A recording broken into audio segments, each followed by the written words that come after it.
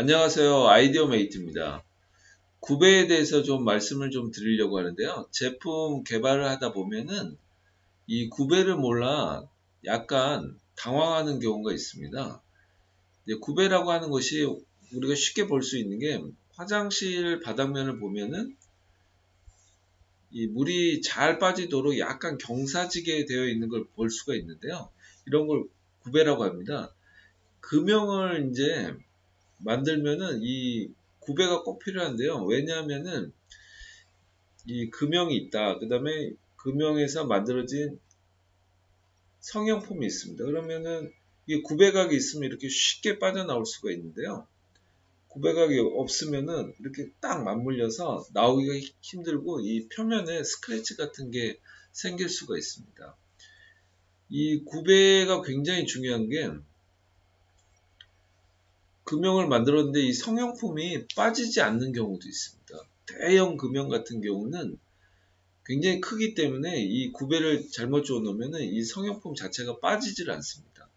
특히 왜 이런 현상이 일어나냐면 이 플라스틱 제품 같은 경우는 수축을 하게 됩니다. 그러면은 이 성형품이 수축을 하면서 꽉 금형을 물리게 되니까 잘 빠지지 않는 현상이 생깁니다. 그래서 이 금형을 만들 때는 구배각을 주는 게 꼭 필요합니다. 이 구배각을 주는데요. 이제 성형품 같은 경우 여기 보시면은 이 표면이 이렇게 매끄럽게 되어 있는데요. 이거는 텀블러에 사용된 외관에 쓰이는 이 플라스틱인데요. 여기 표면에 이제 뭐 어떤 약간 거침을 준다든지 문양을 줄 수가 있습니다. 이런 걸 부식 처리한다고 하는데요.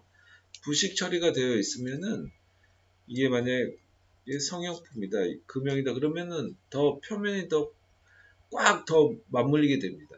그럼 잘 빠지지가 않겠죠. 그래서 구배각을 부식을 주는 경우는 더 크게 주어야 됩니다. 이 부식 패턴이나 깊이에 따라 이 구배각을 좀 달리해야 됩니다.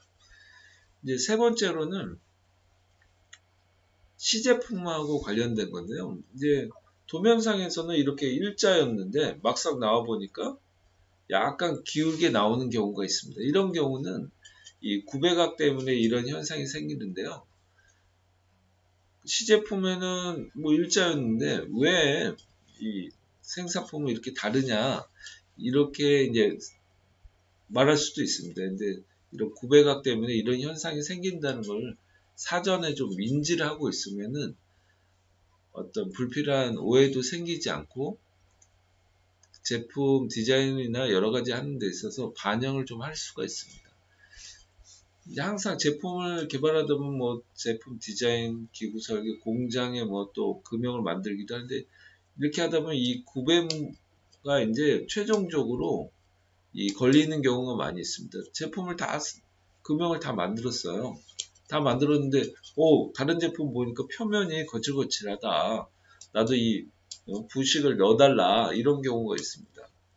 근데 금형을 다 만들고 나면은 이 구배각 때문에 이 부식을 처리를 할 수가 없는 경우가 있습니다. 그러니까 사전에 이런 걸 미리미리 좀 협의를 해서